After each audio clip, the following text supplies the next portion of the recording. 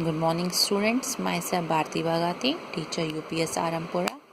आज पिछले चैप्टर में मैंने आपको पढ़ाया था सेंटेंस होता क्या है और उसके काइंड्स कितने हैं। ठीक है, फिर से थोड़ा सा रिपीट करते हूँ। सेंटेंस एक ग्रुप ऑफ वर्ड्स होता है जो अरेंज इस तरीके से होना चाहिए कि उसका मीनिंग निकले।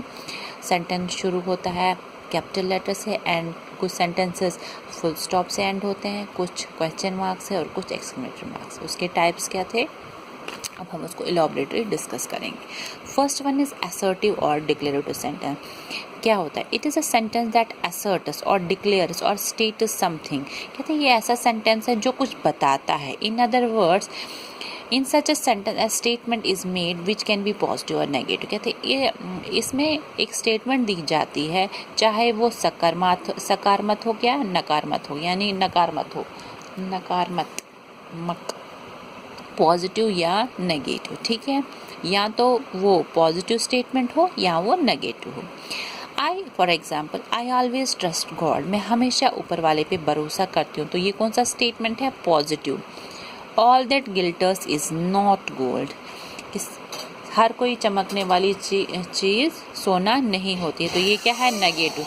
वो सेंटेंस जिसमें नॉट लगता है वो नेगेटिव माने जाते हैं। ठीक है, तो क्या हुआ? असर्टिव और डिक्लेरेटिव वो सेंटेंस जो डिक्लेयर करते हैं या स्टेट करते हैं कोई स्टेटमेंट, और वो स्टेटमेंट पॉजिटिव या नेगेटिव होती है। Next is imperative sentence. It is a sentence that expresses A command, A request और एन एडवाइस। वो सेंटेंस जो कोई कमांड बताए, कोई रिक्वेस्ट बताए या कोई एडवाइस मीन्स नसीहत। वो सेंटेंसेस जिसमें हमें कोई कमांड हो, कोई रिक्वेस्ट हो या कोई एडवाइस हो, उसे हम इम्परेटिव सेंटेंसेस बोलते हैं। ठीक है, for example, do as I tell you. वही करो जो मैंने बोला। तो ये क्या है? कमांड है। Please give me a glass of water. क्या आप मुझे एक गिलास पानी दे सकते हो? तो ये क्या है? रिक्वेस्ट है। You should consult a good physician. आपको एक अच्छे फिजिशियन को दिखाना चाहिए। ये एक नसीहत है। तो ये तीनों जिस सेंटेंसेस में हमें कमांड दिखे, रिक्वेस्ट दिखे या एडवाइस दिखे, उनको हम कौन से सेंटेंसेस बोलते हैं? Imperative sentences. ठीक है, अब इम्परेटिव सेंटेंसेस कौन से सेंटेंसेस हो? वो सेंटेंसेस जिसमें हमें कमांड शो हो, रिक्वेस्ट शो हो या एडवाइस शो हो, उनको हम इम्परेटिव सेंटेंसेस बोलते हैं।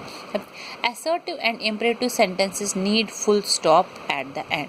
कहते हैं जो असर्टिव और इम्परेटिव सेंटेंस है वो ख़त्म होते हैं फुल स्टॉप पे। ठीक है, नेक्स्ट इज इंट्रोगेटिव सेंटेंसेस।